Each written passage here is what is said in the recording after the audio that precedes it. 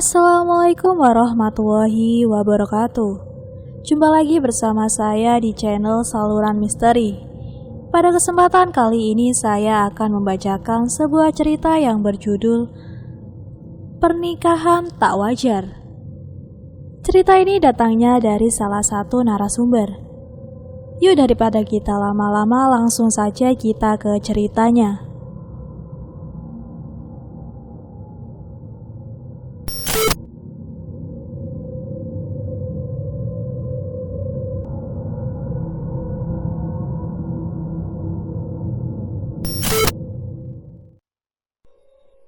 Kali ini saya akan menceritakan suatu kisah pengalaman dari narasumber.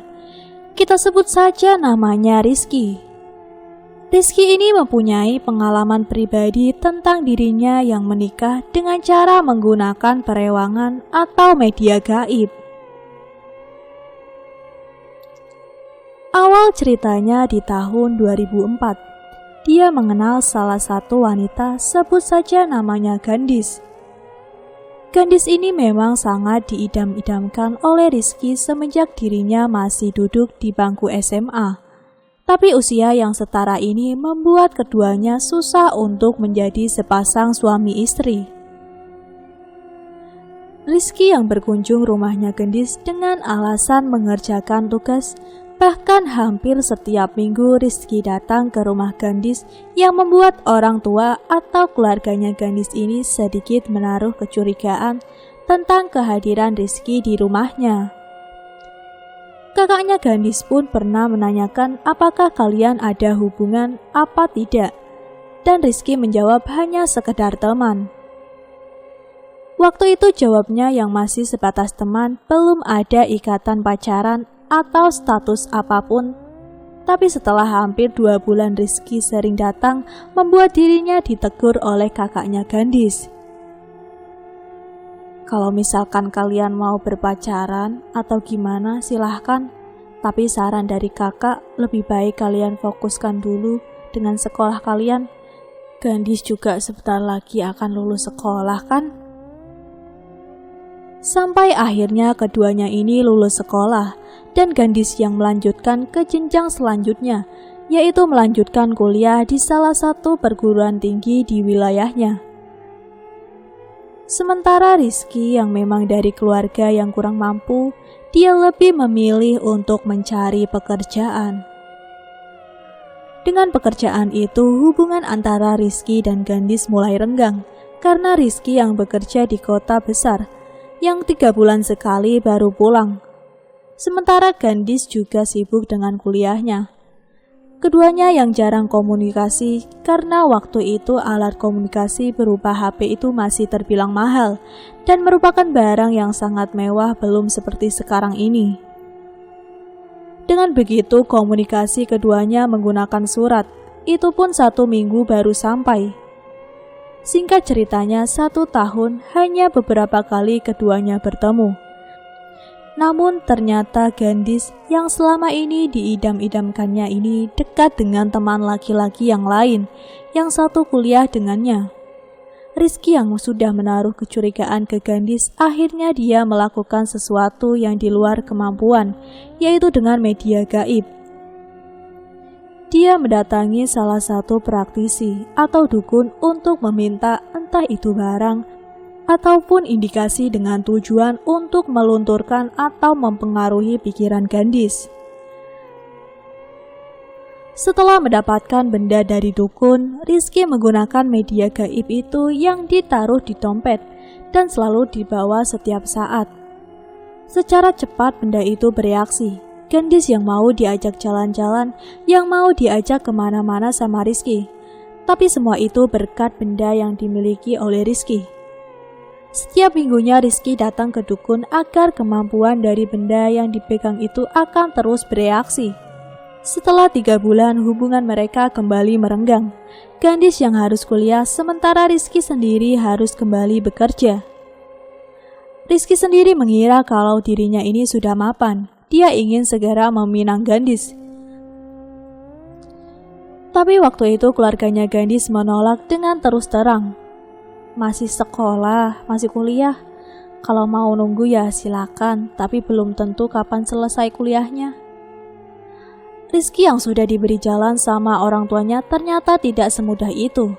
Ada pihak lain yaitu kakak keduanya ini tidak merestui hubungannya dengan Gandis, yang membuat Rizky setiap hari ini datang dengan maksud membujuk kakaknya untuk merestui dirinya dengan Gandis, tapi semua itu tidak mudah. Yang akhirnya Rizky lagi dan lagi harus kembali datang ke dukun agar seluruh keluarganya Gandis bisa tunduk dan patuh terhadap dirinya. Singkat ceritanya, sampai kuliahnya Gandis ini sudah semester akhir, tinggal beberapa bulan lagi lulus. Orang tuanya Gandis yang dulu sempat memberikan izin untuk dirinya bisa mendapatkan Gandis, tapi di balik lampu hijau dari orang tuanya itu ada kakaknya yang terang-terangan tidak mengizinkan Rizky menikahi Gandis. Dengan alasan karena mereka secara usia sama. Jika usia itu sama, yang ada hanya berantem. Karena pola pikirnya yang sama dan egonya pun sama-sama tinggi. Nah, waktu itu Rizky yang ditentang oleh kakaknya secara pengaruh media gaib. Kayaknya memang sudah tidak berkualitas lagi. Dia datang lagi ke dukun. Dia meminta agar semua yang dilakukannya itu bisa beraksi, namun benda itu tidak mempengaruhi kakaknya ataupun orang tuanya Gandis, tapi hanya Gandis sendiri yang terpengaruh. Sampai Rizky masuk ke salah satu tempat pekerjaan yang baru. Waktu itu memang jarak dari tempat kerja ke kampusnya Gandis itu lumayan dekat. Nah, mereka ini akhirnya bertemu di salah satu kota besar tanpa sepengetahuan kakaknya, tanpa sepengetahuan orang tuanya. Setelah hubungan yang terjalin semenjak mereka bertemu ini, keduanya menyembunyikan hubungan mereka dari Gandis. Rizky yang memang ingin menikahi Gandis dengan giatnya bekerja. Gandis yang juga lulus kuliah dan sudah bekerja di salah satu perusahaan selama hampir 2 tahun, dan Rizky pun sudah bekerja selama hampir 5 tahun. Rizky datang ke orang tuanya Gandis dengan maksud untuk meminang secara langsung. Sementara kakaknya yang tahu hubungan mereka di tengah-tengah jalan tanpa sepengetahuan keluarga, kakaknya Gandis ini marah-marah. Bukan maksudnya melarang, tapi setidaknya mereka ini punya etika untuk berhubungan.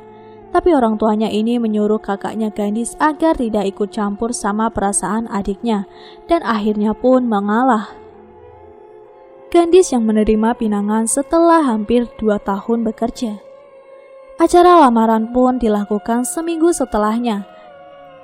Dan dalam jangka waktu 1 tahun, keduanya akan melangsungkan pernikahan. Semenjak Gandis ini dipinang oleh Rizky, dirinya sudah tidak lagi bekerja. Sedangkan Rizky masih bekerja di tempat yang sama seperti dulu. Dari situlah muncul masalah baru. Gandis yang tadinya suka dengan Rizky, namun dia bertemu dengan salah satu laki-laki yang dulu satu kuliah dengannya. Dari pertemuan itu mereka berdua sering bertemu dan berkomunikasi, bahkan sering datang ke rumah orang tuanya Gandis dan bertemu dengan keluarganya. Laki-laki itu diterima dengan baik, berbeda dengan Rizky. Nah, saat Rizky ini pulang dan langsung datang ke rumah orang tuanya Gandis dengan membawa bingkisan, orang tuanya Gandis ini seperti enggan menerima Rizky. Padahal Rizky yang pulang maksudnya ingin silaturahmi dengan keluarganya Gandis. Dia datang dengan percaya dirinya karena sudah berhasil melamar Gandis dan akan menikahinya. Dia pulang dari kota besar, datang dengan membawa bingkisan, justru tanggapan orang tuanya Gandis biasa-biasa saja. Padahal Rizky sudah melakukan yang sebaik-baiknya. Rizky merasakan dari orang tuanya dan juga seluruh keluarganya Gandis ini ada yang janggal. Mereka semua sepertinya tidak suka dengan Rizky. Sampai 3 kali pertemuan dengan keluarganya Gandis, semuanya seperti tidak suka dengan kehadiran Rizky. Setelah ditelusuri oleh Rizky secara nyata, ada pihak lain atau orang ketiga yang menginginkan Gandis agar Gandis itu menikah dengan dirinya, bukan dengan Rizky. Ditelusuri lebih dalam lagi, ternyata orang ketiga itu mempunyai niat ingin menikahi Gandhis. Tapi niat itu ditolak oleh orang tuanya Gandhis karena Gandhis sudah dipinang oleh Rizky. Namun kakaknya ini sangat merestui hubungan Gandhis dengan orang ketiga itu.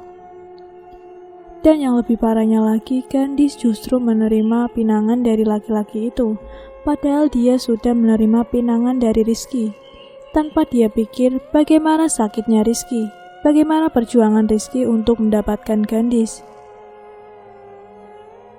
Memang secara hukum belum ada yang namanya ikatan. Namun Rizky sangat tidak terima dengan kelakuan Gandhis. Semenjak kejadian itu, dia datang lagi ke dukun. Dia mencoba dengan berbagai macam cara agar Gandhis kembali padanya. Dan disitulah Rizky diberikan aji-aji atau benda-benda oleh dukun untuk menaklukkan hati Gandhis. Dan tak lupa juga Rizky harus melakukan ritual setiap minggunya. Tapi pada kenyataannya benda itu tidak berfungsi untuk Gandhis. Setiap kali Rizky datang, Gandhis sudah tidak membutuhkannya lagi. Bahkan sampai pekerjaannya Rizky itu terbengkalai karena perasaannya yang kacau akibat orang lain yang ingin menikahi Gandhis sudah jadi tunangannya. Apa yang dilakukannya ini tidak mempan. Ternyata orang ketiga ini berkata sama Gandhis dan juga keluarganya kalau Rizky ini menggunakan media gaib untuk mendapatkan Gandhis.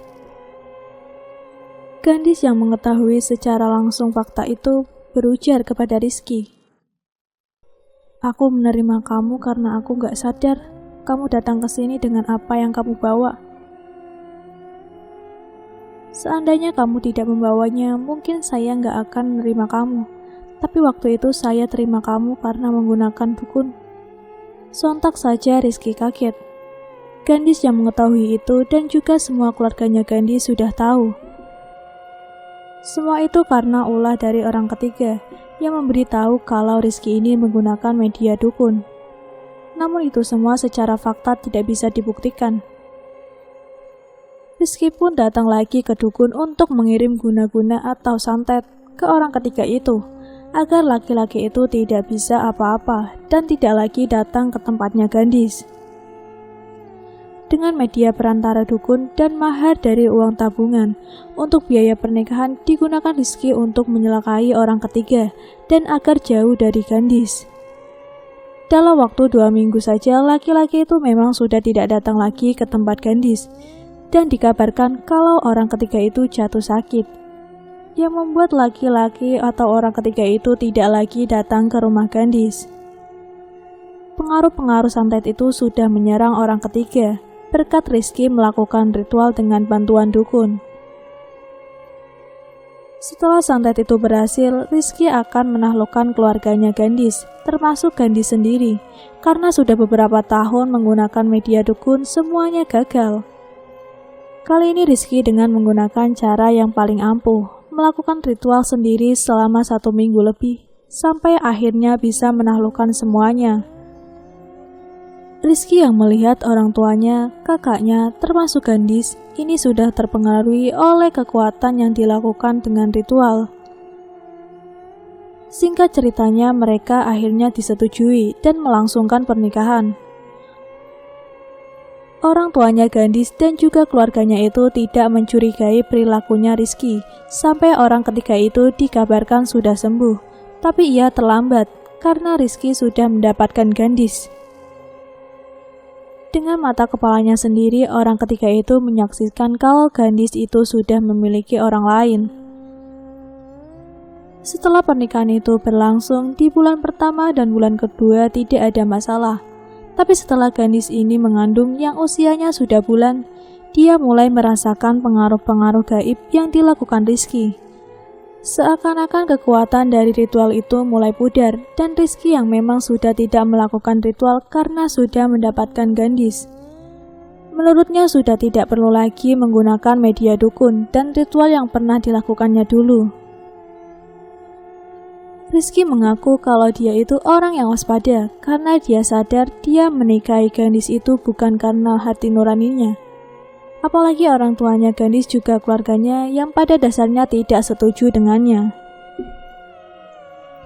Setelah 4 bulan lamanya, hubungan keluarga antara keluarganya Gandhis tidak ada masalah.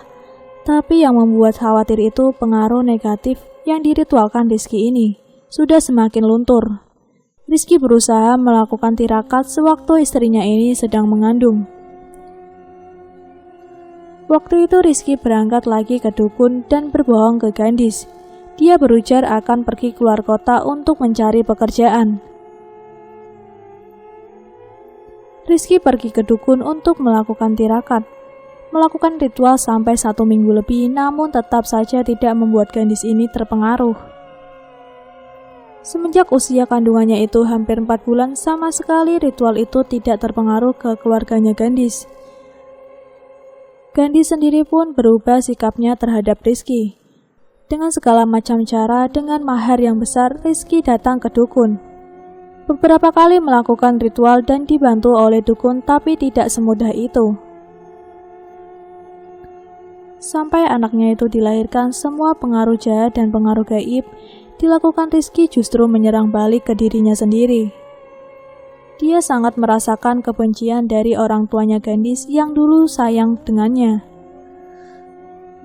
Setelah anak itu lahir dan usianya belum genap 40 hari, Rizky dimusuhi oleh keluarganya Gandhis. Semua sudah sadar akan kelakuan Rizky yang memang secara tidak wajar menikahi Gandhis. Orang tuanya pun sampai berkata,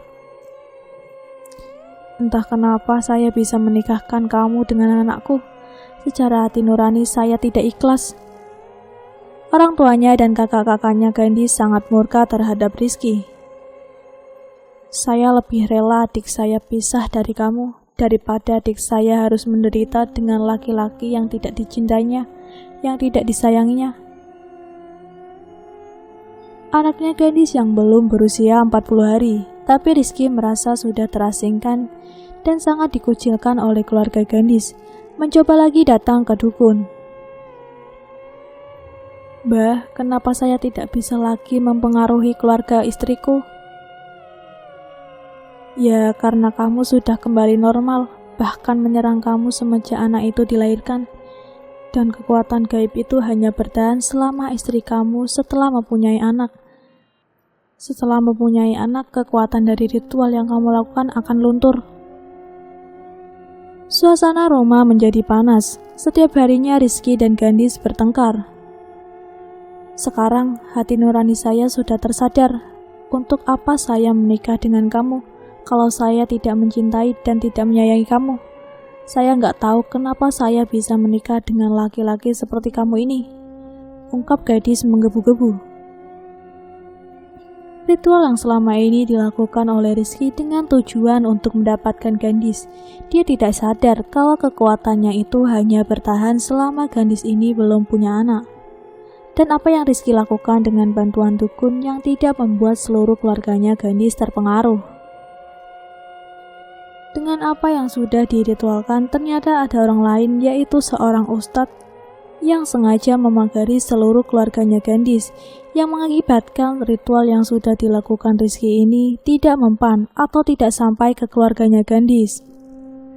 Rizky yang akhirnya sadar bahwa yang dia nikahi selama ini bukan Gandhis seutuhnya, yang didapatkannya hanya raganya, tapi secara hatinya itu hanya pengaruh jin atau hal gaib yang ada di tubuh istrinya, yaitu Gandhis.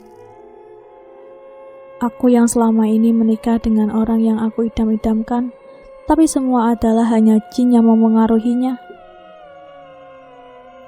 Setelah 1 tahun perceraian antara Gandhis dan sampai anaknya berusia 1 tahun lebih, Rizky masih berusaha untuk berdamai dengan Gandhis, tapi mereka tidak bisa lagi bersama.